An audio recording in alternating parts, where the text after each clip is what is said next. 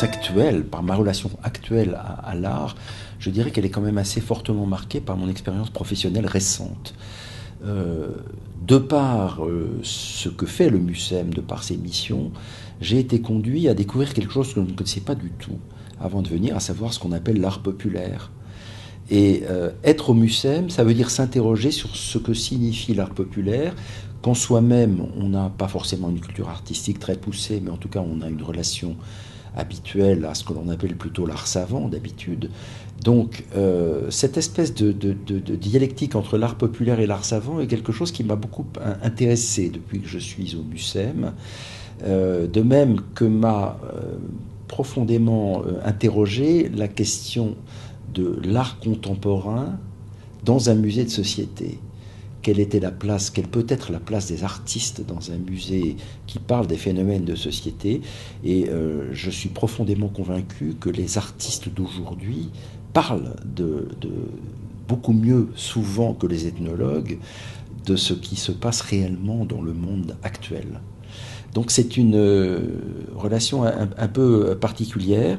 Et enfin, j'ajouterais que, à l'occasion de mes fonctions au MUSEM, j'ai participé à ce qu'on appelle un chantier des collections, c'est-à-dire qu'on a transféré l'ensemble des collections qui étaient dans un bâtiment à Paris, au Bois de Boulogne, l'ancien musée des arts et traditions populaires, pour les installer dans nos réserves toutes nouvelles à Marseille, et qu'à cette occasion-là, j'ai pris connaissance de l'aspect matériel, physique de l'œuvre d'art. Ce sont des choses auxquelles on ne pense pas quand on n'est pas soi-même un homme de musée, à savoir qu'est-ce que ça veut dire conserver une œuvre, les questions toutes bêtes de température, d'hygrométrie, de conditions de stockage, dans quelle mesure une œuvre peut-elle voyager ou ne peut-elle pas voyager, qu'est-ce que ça veut dire restaurer une œuvre d'art. Toutes ces questions-là, je ne me les étais pas posées avant ces années récentes en fait. Sur l'objet lui-même, s'intéresser aux conditions matérielles de conservation de l'œuvre, ce qui est au fond le métier quotidien des conservateurs, ce que je ne suis pas. Je ne suis pas un conservateur de musée. Mais ça oblige à la voir autrement. Et je dois dire que pour avoir depuis 5 ans présidé des commissions d'acquisition, ce qui est un des métiers les plus passionnants qu'on puisse faire, vous avez des gens qui vous présentent des objets pour rentrer dans les collections, et on en débat à plusieurs pour finir en définitive par choisir de l'acheter ou de ne pas l'acheter. On est obligé forcément de s'interroger sur les conditions de conservation. Et s'agissant des objets du quotidien, des objets d'art populaire, des objets de l'environnement, de votre vie quotidienne, vous avez tout le temps, en particulier aujourd'hui, des questions à vous poser sur la conservation. Est-ce que ça vaut le coup d'acheter telle ou telle chose de votre quotidien qui vous paraît aujourd'hui tout à fait intéressante pour illustrer le propos de telle ou telle exposition? Je pense par exemple aux questions que nous nous sommes posées pour acquérir des costumes de carnaval ou des masques qui sont dans des matériaux particulièrement fragiles ou qui vont s'altérer très vite avec le temps. Est-ce que ça vaut le coup d'acheter ces œuvres, de les faire rentrer dans les collections où nous allons leur donner un statut sacré en quelque sorte? Une œuvre rentrée dans les collections devient inaliénable, est là pour l'éternité en théorie, et donc nous devons ensuite la conserver. Est-ce que ça vaut le coup d'acheter ça alors que nous savons que les problèmes de conservation que ça va poser vont être insolubles ou quasiment? Voilà le genre de questions qu'on se pose, et du coup ça fait voir autrement les objets, inévitablement.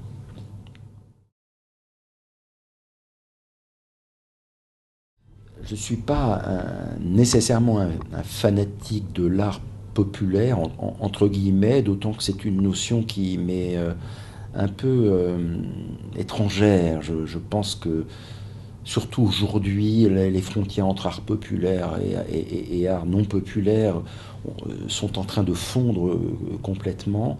Donc c'est pas un sujet qui en soi me passionne, mais je dois dire que, à titre personnel, la période de l'art moderne est peut-être ce qui me parle le plus. Je suis aussi très intéressé par l'art contemporain, l'art actuel, l'art vivant. Mais c'est vrai que la période qui commence aux Demoiselles d'Avignon, au début du cubisme, et ensuite tout le grand mouvement de l'art moderne est probablement ce qui en moi a le plus de résonance. L'art moderne, à partir du cubisme, a intégré encore plus qu'avant toutes les imprégnations des civilisations non occidentales, et au point que maintenant on est véritablement dans une mondialisation de l'art qui n'est pas forcément un mouvement tout à fait passionnant d'ailleurs à mon sens, et qui a des éléments certainement très négatifs, notamment parce que l'art étant mondialisé devient totalement prisonnier d'un marché de l'art lui-même mondialisé, que ça entraîne des prix totalement déraisonnables, et que ça fait perdre la notion de la valeur réelle des œuvres. Et ça, je trouve que c'est assez dommage.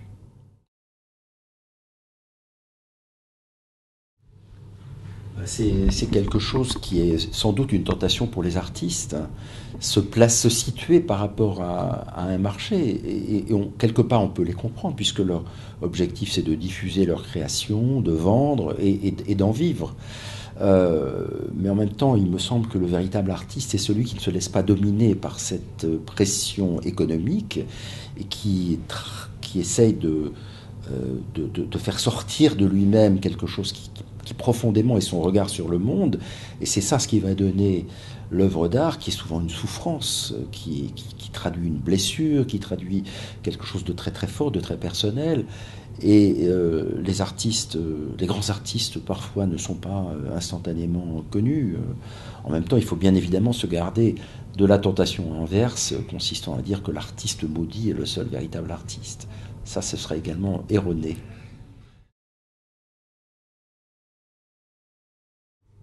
Justement, ce qui m'intéresse dans le regard des artistes, c'est qu'ils ont une autre manière de voir le monde que moi.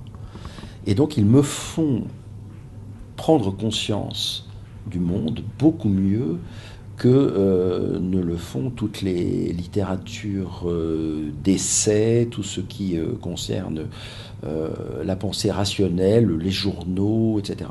Je pense que personne ne voit mieux le monde tel qu'il est, dans sa violence, dans sa brutalité, comme dans sa douceur, qu'un artiste.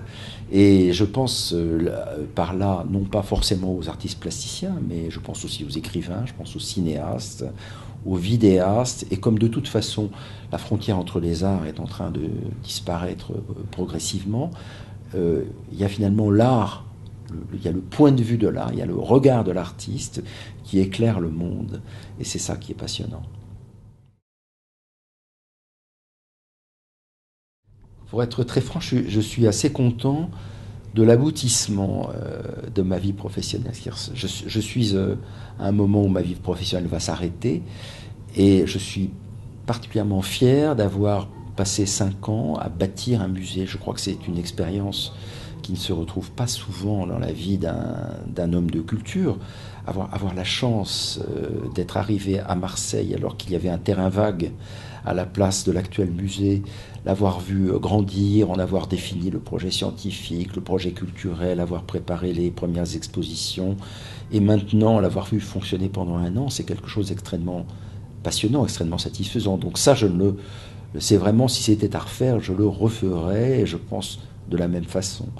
Maintenant, pour en arriver là, il s'est passé un certain nombre d'années où, bien sûr, les choses que j'ai faites étaient plus ou moins passionnantes, parfois assez austères, et d'un tout autre ordre que de l'ordre artistique. Je ne suis pas un homme de musée au départ, je ne suis pas un conservateur, je ne suis pas non plus ce qui pourrait être ce qui pourrait être attendu, je ne suis pas non plus un anthropologue. Alors qu'au fond, dans un musée de société, on pourrait imaginer que ce serait le profil idéal. En fait, je suis un administrateur lambda, entre guillemets, qui simplement a choisi le ministère de la Culture par passion. Parce que il y avait en moi quelque chose qui me faisait dire que je pouvais sans doute être utile à mon pays en travaillant dans le domaine de la culture, plutôt plus que si j'étais au ministère de l'Équipement pour faire des routes et des ponts. Ça m'intéressait plus de voir naître des projets culturels, de développer la culture en France, d'y participer d'une manière ou d'une autre, à ma façon à moi, qui était celle d'un administrateur. Et donc, je pense que ça, c'est un choix, c'est un vrai choix que j'ai fait, je ne regrette pas du tout. Mais néanmoins, par moments, on bifurque au milieu d'une quarantaine d'années de carrière, finalement, ça a été mon cas. J'ai fait des choses également très passionnantes dans un tout autre ordre d'idées. Par exemple, j'ai passé 3 ans à m'occuper de la réforme de l'État. C'est un peu bizarre pour arriver à finalement bâtir un musée. Mais c'est un sujet très passionnant. Réformer l'État pour qu'il fonctionne mieux, pour qu'il soit plus efficace, plus modeste, plus décentralisé, toutes sortes de sujets essentiels. C'est un sujet tellement énorme que jamais personne n'arrivera à le résoudre. En tout cas, c'est pas en 3 ans qu'on peut l'espérer. Mais ça m'a intéressé de participer à ce mouvement.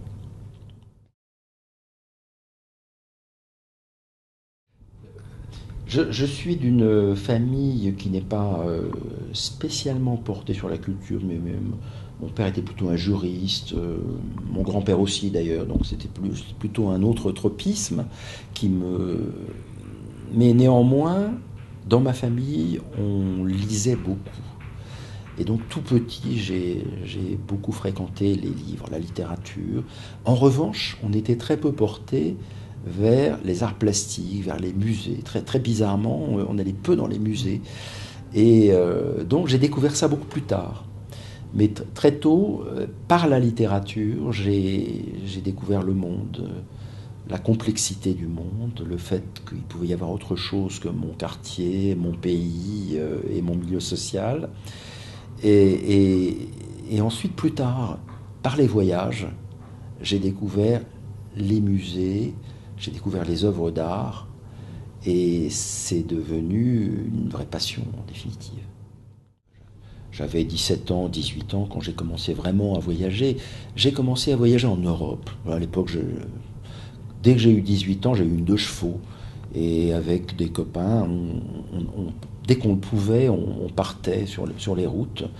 Et notamment, je me suis très rapidement passionné pour l'Italie. Et la vraie découverte pour moi de l'art, je pense, ça a été Florence. C'est très banal. Vous arrivez à Florence, quand vous arrivez aussi à San Gimignano, à Volterra, que vous découvrez la Toscane, vous, c'est en tout cas ce qui m'est arrivé, une espèce de passion, quelque chose d'extraordinaire, une espèce de découverte. Le monde tout d'un coup se déplie. Et à partir de là, on a envie d'en savoir plus, on va voir autre chose. Et de même, les voyages vers les pays du Nord, vers la Hollande, vers les Flandres, vers l'Allemagne, ça a été aussi la découverte des écoles, l'école hollandaise, la peinture allemande. Tout ça m'a forgé une espèce de goût, je pense, pour la peinture européenne. Au départ de la Renaissance à l'âge classique, puis au XIXe siècle, et puis progressivement est venu un regard sur l'art moderne et l'art contemporain. Ça s'est fait petit à petit. Je pense que fondamentalement, les grands artistes sont des gens qui se sont frottés à leurs prédécesseurs, qui ont connu les grands maîtres et qui les ont imités même parfois au début. On parle toujours de Picasso, et quand on voit les débuts de Picasso au musée de Barcelone et qu'on compare avec le cheminement qu'il a fait, on s'en rend vraiment compte. C'est pareil pour Matisse, c'est pareil. Je pense que les très grands artistes, ils ont travaillé à partir de ce qui s'est passé. L'histoire de l'art est un cheminement, c'est pas quelque chose qui naît tout seul. Et les gens qui sont totalement autodidactes, qui n'ont rigoureusement aucune culture artistique, qui n'ont pas réfléchi à ce qui s'était passé avant, peuvent capter l'air du temps et devenir de grands artistes, mais c'est quand même très rare. Fondamentalement, l'artiste réel est celui qui a beaucoup réfléchi à ce qu'est l'art et à ce qu'il a été, ce qu'il devient.